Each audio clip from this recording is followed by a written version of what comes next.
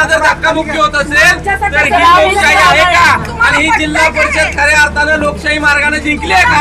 हा त्यांनी उत्तर द्यावं.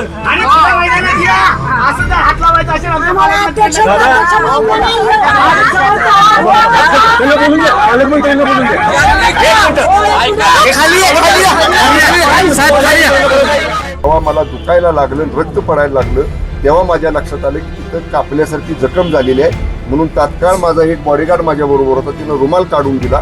या रुमालाने मी तो हात दाबून धरला, रक्त थांबू दिलं तिथलं. आणि ही सगळं संपल्यानंतर मग मी डॉक्टरला बोलून ते स्वच्छ करून घेतलं आणि डॉक्टरने त्याला बँडेज केलं. तुम्ही तक्रार दाखल करणार आहे का? या तुम्हाला जे लागलंय, तुम्हाला रक्त आले दादा, तर तुम्ही तक्रार दाखल मी करणार आहे सांगतो ना तुम्हाला, याची सुरुवात भारतीय जनता पक्षाने केलेली आहे. याचा शेवट आम्ही तिघजण मिळून करू जिल्ह्यात.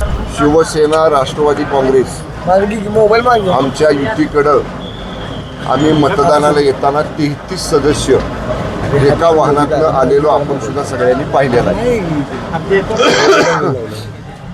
जे बापूसाहेब शिंदे इथं माझ्याबरोबर उभे आहेत, त्यांचं आमच्यातल्याच 2 सदस्यांनी अपहरण केलं अशी खोटी तक्रार पहाटे दाखल केली.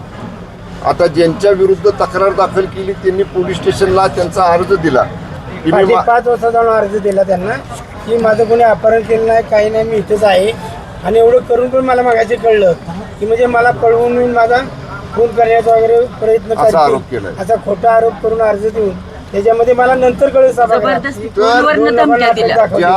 ज्या बापूसाहेबांच्या बद्दलचा गुन्हा दाखल केला, म्हणजे स्वतः ज्याचं अपहरण झाले ती व्यक्ती पोलिसांना जाऊन वाई पोलीस स्टेशनला सांगते की माझं अपहरण झालेलं नाही, मी माझ्या पक्षाबरोबर आहे.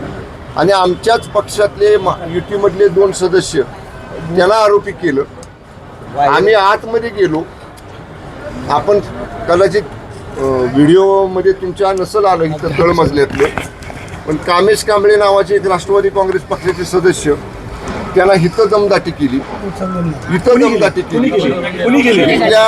इथल्या मंत्री महोदयांनी, शिवेंद्रसिंह राजे भोसलेंनी स्वतः त्याला मी घेऊन आत जात असताना त्याला ओढलं.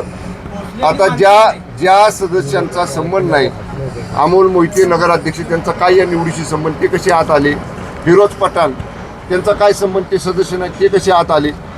त्या लोकांनी मी त्यांना धरला असताना तिथनं ओढायचा प्रयत्न केला. आमदार मकरंद पाटील साहेब होते, आम्ही होतो.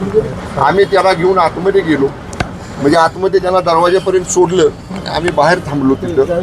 आतमध्ये आता आपल्याला सांगितलं सदस्याने आमच्या की त्याने हात वर त्यांच्या बाजूनं केला नव्हता, तरी सुद्धा 3 वेळा विचारलं हात वर करायचा आहे का, हात म्हणजे काय, आणि त्याचा धरून हात शेजारच्या सदस्यांनी धरून त्यांचा हात वर केला. याचा अर्थ म्हणजे प्रशासन हे पूर्णपणे लोकशाहीचा खून करणारं प्रशासन आहे, लोकशाहीचा गळा घोटणारं प्रशासन आहे.